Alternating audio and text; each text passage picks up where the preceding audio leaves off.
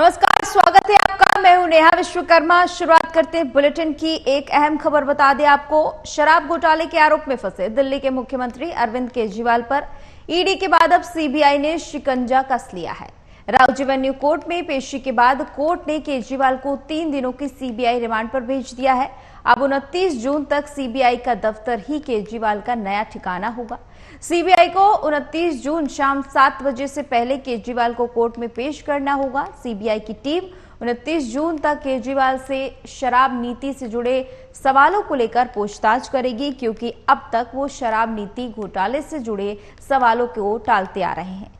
CBI ने court में कहा कि वो केजरीवाल और मनीष सिसोदिया को आमने सामने बिठाकर पूछताछ करना चाहती है। इसके अलावा सीबीआई ने दावा किया कि जांच जारी है, जुलाई तक पूरी हो जाएगी। वहीं राउज एवेन्यू कोर्ट ने अरविंद केजरीवाल को रिमांड कुछ दिन रियायत भी दी है।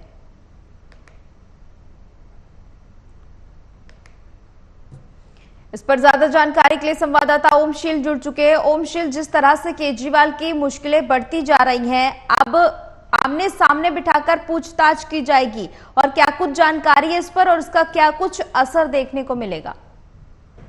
बिल्कुल लगातार अरविंद केजरीवाल पर ईडी सीबीआई का ग्रहण लगातार हावी होता जा रहा है। पहले ईडी गिरफ्तार करती है, उसके बाद सीबीआई की तरफ से गिरफ्तारी की गई है और बता दें आपको कि राउज एवेन्यू कोर्ट से 5 दिन की रिमांड मांगी गई थी, लेकिन 3 दिन का रिमांड दिया गया है। अब इस 3 के रिमांड में क्या कुछ सवाल जवाब होते हैं वो देखना काफी दिलचस्प होगा। और जो सवाल जवाब होने हैं, क्योंकि जिस तरीके से मनीष सिसोदिया को लेकर तमाम तरीके के सवाल जवाब किए जा रहे थे और तमाम जो ये आरोप लगाए जा रहे थे, ये अरविंद केजरीवाल ने भी इस पर साफ तौर पर कहा कि मैंने इस तरीके का बात ना ही सीबीआई के सामने कभी बोला, ना ही ईडी के सामने बोला।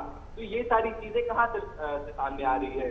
तो अब देखने वाली बात ये होगी, जब इन सब चीजों का खुलासा तभी होगा जब ईडी और माफ कीजिएगा मनीष सिसोदिया और अरविंद केजरीवाल को साथ बैठाकर पूछताछ की जाएगी। अब उनका घर हो चुका है 3 दिनों के लिए सीबीआई दफ्तर, तो क्या सीबीआई दफ्तर में, क्योंकि देखिए जो ईडी का केस चल रहा था शराब नीति वाले मामले में, जो मनी लॉन्ड्रिंग के मामले में, जो वो जेल के अंदर है, तिहाड़ जेल में है, तो उसके लिए जब जमानत याचिका गई राउज एवेन्यू कोर्ट में, तो वहां से जमानत मिल जाती है। उसके बाद फिर ईडी हाईकोर्ट में जब उसे चुनौती देती है तो हाईकोर्ट स्टे लगा देता है। तो अब देखने वाली बात ये होगी कि अब जमानत तो नहीं मिल रहा है उन्हें और दिन पर दिन संकट गहराता जा रहा है। चाहे हम वो दिल्ली सरकार की बात कर ले या खुद अरविंद केजरीवाल की बात कर ले, एक तरफ जहाँ पानी संकट को लेकर आपसी धरने पर बैठी हुई है और तमाम तरीके के आरोप पक्ष और विपक्ष की तरफ से लगाए जा रहे हैं, तो वहीं ईडी और सीबीआई भी लगातार हावी है और तमाम तरीके के आरोप आम आदमी पार्टी के नेताओं द्वारा केंद्र एजेंसियों पर और केंद्र सरकारों पर लगाए जा रहे हैं।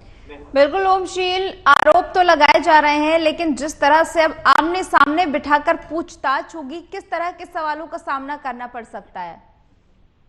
देखिए, कई सारे सवाल हैं, क्योंकि जिस तरीके से ये शराब नीति मामला है, क्योंकि आपने देखा होगा जो गोवा में ये आरोप लगा कि 100 करोड़ रुपए का रिश्वत दिया गया, उसके बाद 100 करोड़ की रिश्वत लेने के बाद जो वो कैश था उसका इस्तेमाल गोवा के विधानसभा चुनाव में किया गया।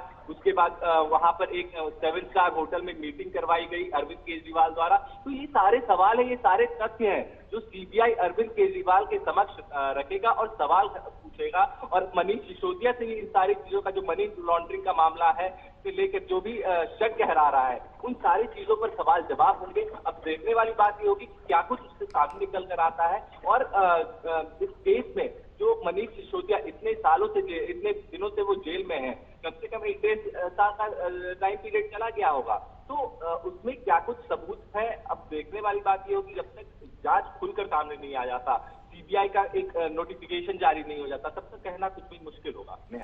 बिल्कुल ओमशील, सभी की अब नजरें इसी बात पर टिकी हुई हैं कि जांच के बाद क्या कुछ निकलकर सामने आता है। आप आगे भी हमारे साथ जुड़े रहिएगा ज्यादा जानकारी के लिए। और अब खबरों में आगे बढ़ते हैं। दिल्ली से एक और बड़ी खबर बता दें आपको। यूथ कांग्रेस आज संसद का घेराव करेगी। पेपर लीक मामले को लेकर कांग्रेस का प्रदर्शन, बीजेपी मुख्यालय का भी घेराव करेंगे कांग्रेस के नेता। तो बड़ी खबर बता दें आपको, जिस तरह से पेपर लीक के मामले लगातार देश में देखने को मिले हैं। उसके बाद से विपक्ष लगातार केंद्र सरकार पर हमलावर है। इसी बीच बड़ी खबर सामने आ रही है, यूथ कांग्रेस आज संसद का घेराव करेगी। पेपर लीक मामले को लेकर कांग्रेस का प्रदर्शन किया जाएगा और बीजेपी मुख्यालय का घेराव करेंगे कांग्रेस के नेता। बड़ी खबर इस वक्त की बता दें आपको, नीट पेपर लीक हुआ है, उसके बाद से लगातार देखा गया किस तरह से तमाम छात्रों का विरोध प्रदर्शन देखने को मिला। न सिर्फ नीट बल्कि अभी तक देश में तमाम बड़े पेपर लीक हुए हैं। उसके बाद से सरकार लगातार सवालों के घेरे में है और विपक्ष लगातार इस पर राजनीति करता हुआ भी नजर आया है। अब यूथ कांग्रेस आज संसद का घेराव करेगी। पेपर लीक मामले को लेकर कांग्रेस की ओर से प्रदर्शन किया जाएगा, बीजेपी मुख्यालय का घेराव भी किया जाएगा। तो बड़ी खबर बता दें आपको इस वक्त की, लगातार देखा जा रहा है किस तरह से पेपर लीक के मामले लगातार बढ़ते गए और इस बीच अब विपक्ष हमलावर नजर आ रहा है। पेपर लीक मामले को लेकर कांग्रेस आज संसद का घेराव करने वाली है, बीजेपी मुख्यालय का घेराव करेंगे कांग्रेस के नेता।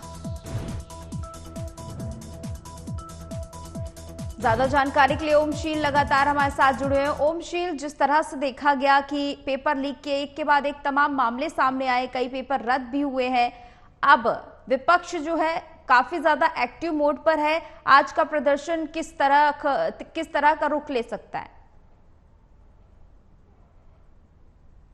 जो नीट का मामला गरमाया हुआ है, जो नीट पेपर लीक का जो मामला था, उसमें कई तार जुड़े हुए हैं और जो धर्मेंद्र प्रधान हो, जो शिक्षा मंत्री है वो, या फिर एनटीए हो, वो लगातार सवाल के घेरे में है और इसी को लेकर संपूर्ण विपक्ष ये आरोप लगा रहा है सीधे तौर पर कि ये पेपर लीक हुआ है और ये सरकार के जो नीति है और जो एनटीए का जो नीति है, नियम है, उसमें कहीं ना कहीं कुछ धांधली हुई है, जिसके कारण ये पेपर लीक हुआ है।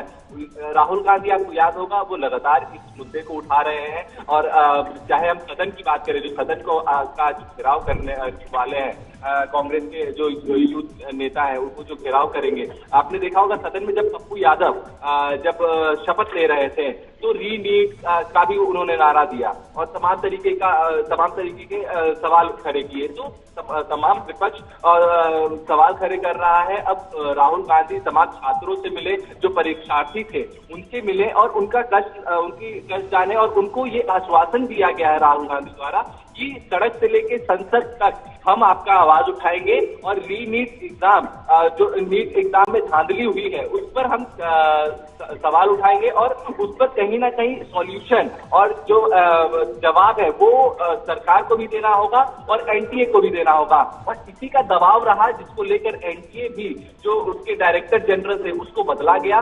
उसके बाद जो तमाम तरीके की अब सीबीआई इसकी जांच कर रही है। नेहा, सीबीआई को ये दे दिया गया है आदेश कि वो जांच करे।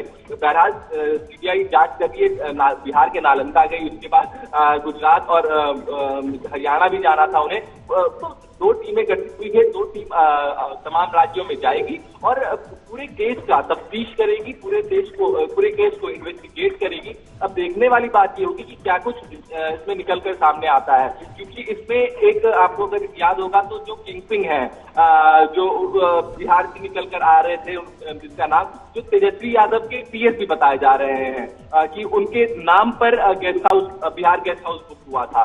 तो क्या ये इसमें कितनी सच्चाई है, ये देखने वाली बात होगी, क्योंकि जो बिहार के डिप्टी सीएम है वो लगातार ये सवाल खड़े कर रहे हैं कि इसमें तेजस्वी यादव का हाथ है और उनके पीएस का ही लगातार पूरा हाथ है और वही सब कुछ करवा रहे थे। तो क्या विजय सिन्हा तेजस्वी यादव पर जो आरोप मढ़ रहे हैं, क्या उसमें वाकई तथ्य है? अगर तथ्य है तो विजय शर्मा जांच क्यों नहीं करवाते? क्योंकि राज्य में भी सरकार उनकी है, केंद्र में भी सरकार उनकी है, तो डबल इंजन की सरकार है, तो जांच अगर करवाते हैं तो साफ तौर पर निकलकर सामने आ जाएगा। अब सीबीआई जांच कर रही है, केंद्र एजेंसी जांच कर रही है, तो देखने वाली बात ये होगी कि केंद्र एजेंसी क्या कुछ खुलासा करती है।